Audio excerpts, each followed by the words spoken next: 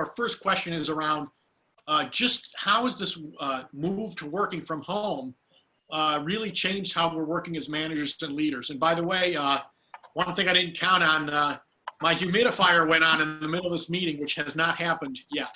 So I had to shut that off.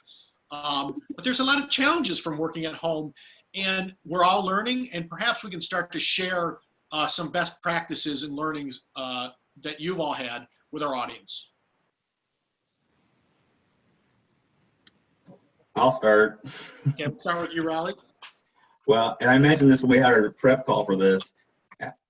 I'm literally in front of this computer screen for 10 to 12 hours a day. And it's literally 1 second pushing the button to leave a meeting and 3 seconds later pushing a meeting to get on to the next one. It's a brutal experience.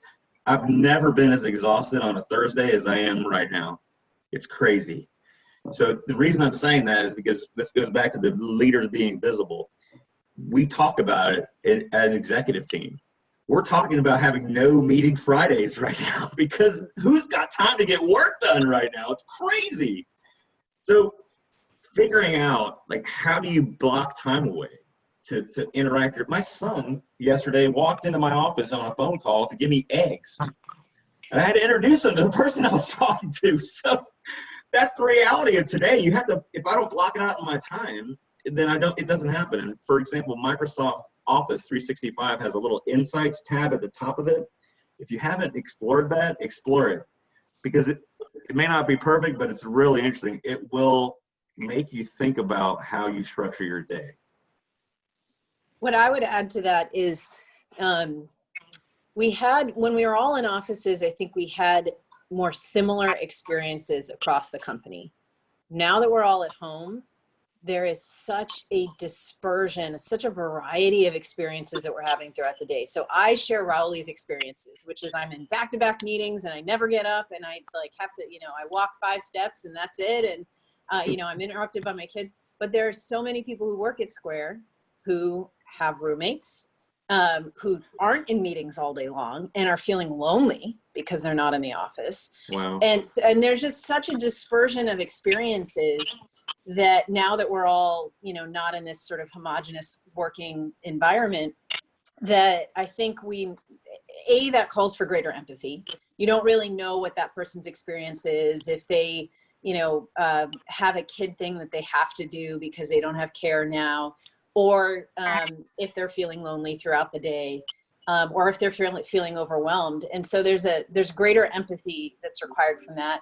The other thing that we have felt at Square is that we want to strike the balance of providing social connections for people.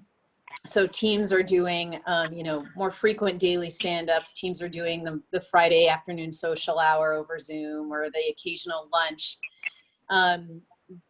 But you don't want to overwhelm the people who already have so much going on, taking care of kids or family members at home, that they feel like they have to attend each one of those things, and then they stack up. And those are all the meetings. The 13 meetings that you're doing back to back include the burden of the social interactions too.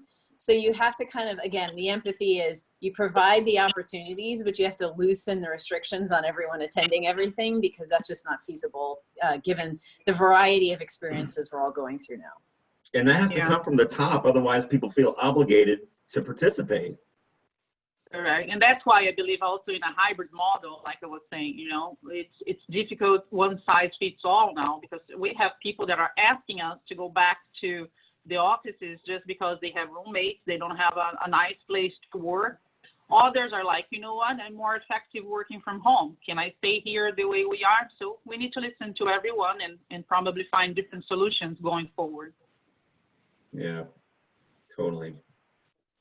And, it's something, I work in operations, so I'm around people all day, and now I'm not. And it's a challenge. And some of the points around when we go back to a hybrid model, how do you see that working? And do we need to bring people back in the office? And if we do, does it have to be this rigid 9 to 5 where my productivity was measured by my time in my seat? Or is there going to be something a little more flexible? my personal opinion, I think it's going to be something more flexible. We have empowered our local offices. As you know, we are a 65,000 employee company, right? Worldwide, very large and diverse. So what we have done is we empower people at the local office to find the best solution for that community, for that particular office. And I think what we're going to see coming from these solutions are, again, a very flexible model going forward. We are adapting to what our clients are telling us, to be really honest with you. So, right, so we need to hear from the clients. If they're saying, this is the new normal, I'm okay interacting with you on a digital basis, that's what we need to do. And we need to adjust our operations as well.